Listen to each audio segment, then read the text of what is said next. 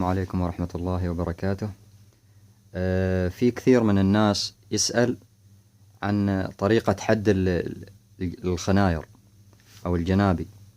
طبعا طريقة حد الخنير تختلف عن السكين، لأن بسبب اللي هو الانحناء الموجود في الخنير. مثلا عندك السكين، يعني طريقة سنها معروفة اللي هي الطبيعية بهذا الشكل على سطح المسن، وما تتأثر لأن حد السكين إيش سيده. لكن بالنسبة للخنير لا، الخنير إذا حديته نفس طريقة السكين غلط. مثلا إذا بتحد هذا بنفس هذا الطريقة زين، أو مثلا الطريقة هذه غلط. ليش؟ لأن هذا الانحناء لما تيتحد تحس أن هذا وهذا أكثر يضرب في المسن. المنطقة الوسطية ما بتتآكل، يعني ما بتتآكل بنفس السرعة مال هذه، فبيميل الخنير بيميل انه يستوي بالزمن، بيروح كذا سيده، ما بيروح يعني، لان ايش هذه المنطقة تتآكل اسرع من هذه، بحكم انه ما تلمس يعني المسن صح. والجانب الثاني نفس الشيء، هذه المنطقة بتتآكل اكثر لان هي اكثر اللي يلحق في المسن. فطريقة سن الخنير بنفس طريقة السكين غلط.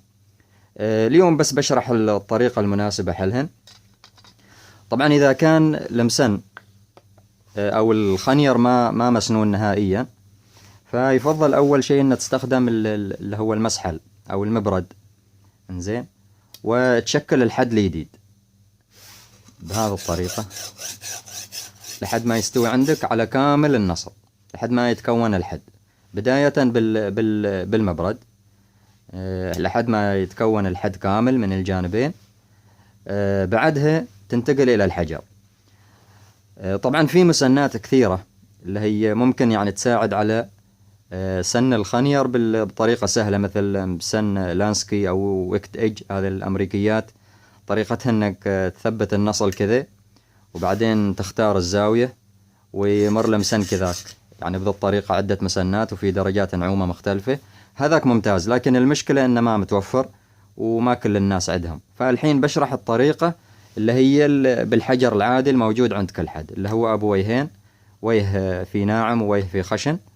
فبشرح طريقة هذه الطريقة. طبعا للخنير، طبعا دائما تبدأ إذا الخنير مثلا ما في يعني الحد ميت نهائيا، تبدأ بالوجه الخشن دائما ثم الناعم.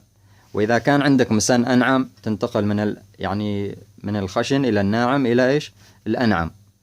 إذا هذا ما موجود هذا يكفي، والناعم زيادة طبعا عشان تحصل كل ما كان ناعم كل ما كان الحد بيكون أفضل، يعني في النعومة وفي الحدة. طريقة الحد،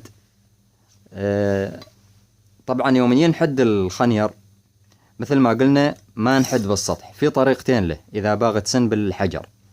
الطريقة الأولى انك تاخذ، اذا مثلا بغيت تسن على السطح ما تسن كامل. حتى بشرح قبل طريقة التحريك. في التحريك في الناس في نوعين، شي ناس يحبوا طريقة السحب هذه بهذه الطريقة،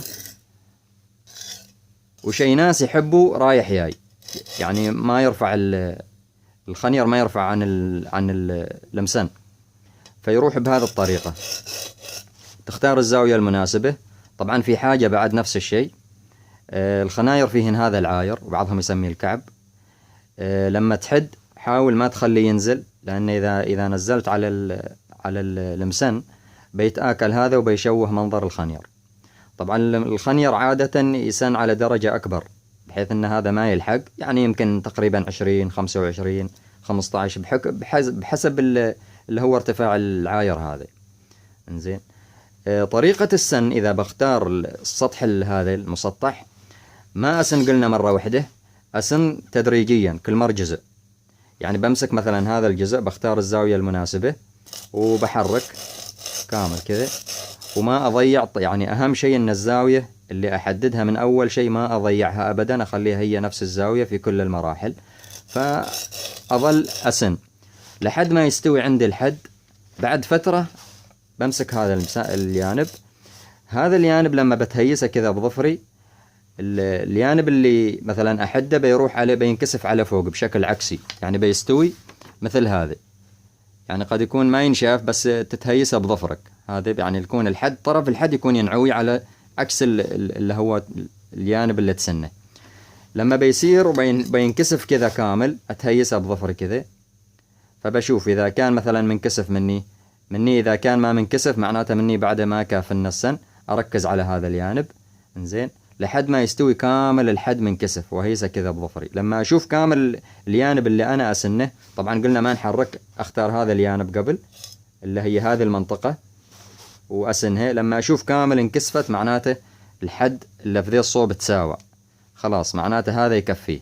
بعدين أنتقل إلى الجانب الثاني اللي هو مكان الكسفة، فأسوي أحرك نفس الطريقة بهذه الطريقة، وما أروح هني لأن هذه خلاص خلصنا منها، لحد ما ينكسف بنفس الطريقة هذه، يكون النصل من هذا الصوب كامل منكسف.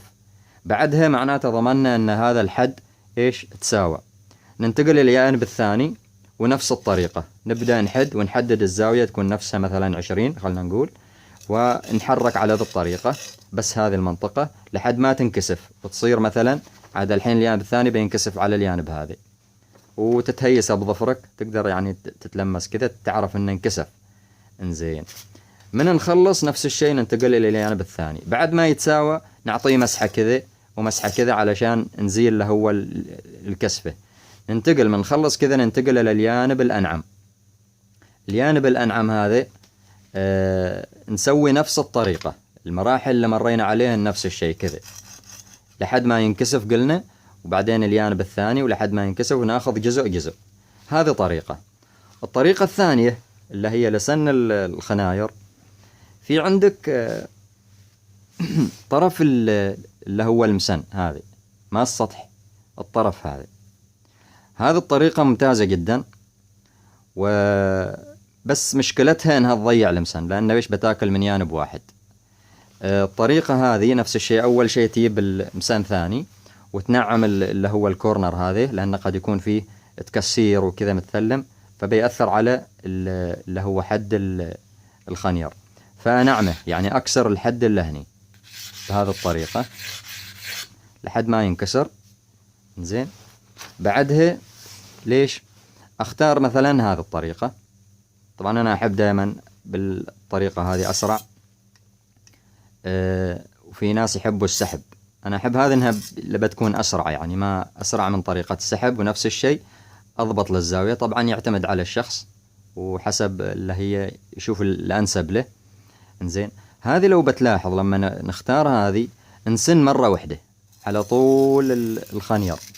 ليش؟ شوف الطرف هذا لانه صغير اللي هو الكورنر، يلحق على كامل النصل ويمر على طول النصل بنفس الطريقة، يعني ما بياكل جزء أكثر من جزء، فعادي تمر عليه كذا بكامل الطريقة، أو اللي الناس اللي يحبوا بهذه الطريقة. وطبعا نحافظ على الزاوية 20. الجانب الثاني نفس الشيء، هذا الجانب نفس الشيء كذا، وتنتقل من الخشن إلى الناعم إلى الأنعم. هذه تقريبا اللي هي أفضل طرق سن الجنابي، وعشان تحافظ عليه نفس شكلها، لأن مثل ما قلنا طريقة سن السكين بتضيع هذا وبتخلي سيده، وهذا ما يصلح. ونفس الشيء نحافظ على العاير، نرفع الزاوية المناسبة ونحافظ عليها كلها. إذا كان عندك مسن أنعم درجة نعومة عالية، مثلا شوف هذا 8000 3000، يعني كل ما كان الرقم أكبر كان معناته أنعم. تنتقل كذا بينهن، فبتحصل إيش؟ حد أفضل، يعني كل ما انتقلت كل ما كان الحد أفضل. زين، مثلا شوف بنعم الحين بهذا الجانب، لاحظ حتى الصوت يكون أنعم شوية، وتحافظ على نفس اللي هي زاوية الحد في كل المراحل، ما تغيبها أبدا. والجانب الثاني نفس الشيء. شوف هذه تمر على كامل الخنير بدون أن تاكل جزء أكثر من جزء، فبيكون كذا يعني مناسب. وإذا بتستخدم السطح قلنا نحدد الزاوية ونسوي اللي هي كذا جزء بعدين الجزء الثاني، ما نسوي مرة واحدة عشان ما ناكل الخنير. هذه الطريقة الأسرع، بس بعطيه مسحة.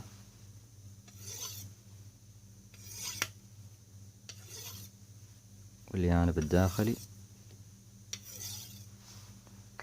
بعدين من نخلص من اللي هن المسنات الحجر، استخدم هذا عادة اللي هو تحصله مع الجزارين، مسن كذا رود، وفي مثل الخطوط، كل ما كان الخطوط صغار كان أفضل. وطريقة استخدامه بهذا الطريقة. هذا إيش يسوي؟ التعرجات اللي هني اللي مستويات على الحد بسبب الحجر، هذا يخوزها ويخليها سيدة، يعني يخلي الحد مستقيم فيكون أكثر حدة. واستخدامه بهذا الطريقة. طبعا إذا واحد ما متعود ويخاف يجرح مثلا نفسه، يستخدم عادي على برا، وتكون الزاوية نفس الشيء، يعني الزاوية اللي كان مثلا 20 يخليها نفس الشيء كذا 20 ويسحب عليه. يعني الزاوية مهمة في كل المراحل. لما تكون الزاوية مضبوطة يكون الحد في الناتج النهائي أفضل، فبيكون مثل الموس.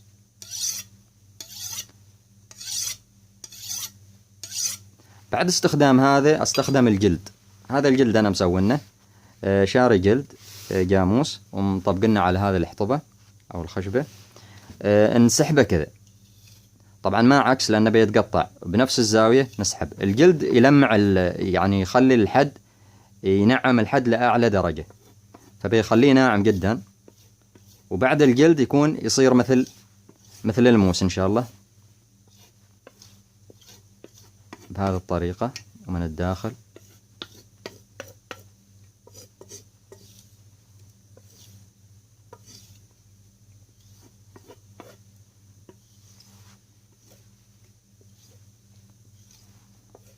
تقريبا خلصنا. في كثيرين يسألوا يمكن ما يحصلوا جلد في بعض المحلات. في طريقة ثانية انك تشتري حزام مال بنطلون ويكون جلد طبيعي، وتستخدم هذا الوجه اللي فيه مثلا مثل الشعر كذا الداخلي، هو اللي يكون برع وتحد عليه، والجانب هذا اللي هو تلصقه. بس هذا للفائدة، يعني انقل هذه المعلومة. شوف مثلا الحين لو جربنا الحدة بتحصل ان شاء الله، يعني شوف السلاسة في القص على الورق، ماشي اي مقاومة، بسهولة قص.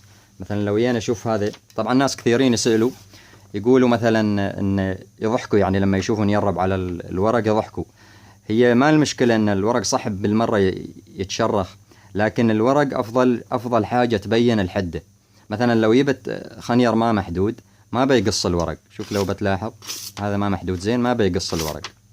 واذا جبت مثلا واحد محدود مثلا شوي، هذا محدود لكن ما بزود، بتحصله يقص، لكن ايش يعني يشمشر الورق، ما يقصه بسلاسة. مثلا شوف تحصه ينشب، شوف نشب بعدين يبتره، ما يقص بسلاسة نفس هذاك. شوف يقص لكن ايش ما يكون سلس في الورق، بينما المحدود شوف السلاسة ماشي اي مقاومة. شوف انا متأكد هذا الحين يعني بيكون يحلق الشعر، بس يقرب شيء.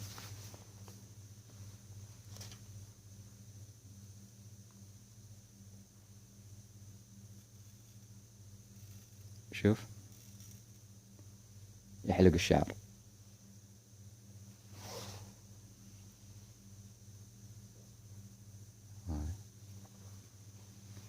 فهذه الطرق، وهذه يعني اللي حبيت أنقله، وهذا طريقتي. وفي ناس يمكن يكون عندهم طرق أفضل، بس من باب الفائدة لأن الناس كثير يسألوا حبيت أنقل اللي هي تجربتي. ومثل نذكر لهن الطريقتين، إما إذا كان على السطح يكون إيش نستخدم جزء، وإذا كان مثلا على الحد نستخدم عادي نفس الطريقة العادية، فبيكون يعني الحد متوازن إن شاء الله، باستخدام اللي هو هذا واستخدام الجلد. في مسنات نفس هذه مثلا إذا ما بغيت تضيع اللي هو الحجر، في نوع مسن خاص يجي سيراميك، هي طريقته نفس هذه، ويجي بدل الحديد هذا يكون فيه سيراميك، هذاك ممكن تستخدمه للسن وبيكون مناسب. شوف يعني لما تحرك يمر على كامل الحد، بس للأسف ما انهن موجودات وايد ومتوفرات، فلذلك لازم أشرح اللي هي طريقة الحجر هذه لأنه متوفر في كل مكان.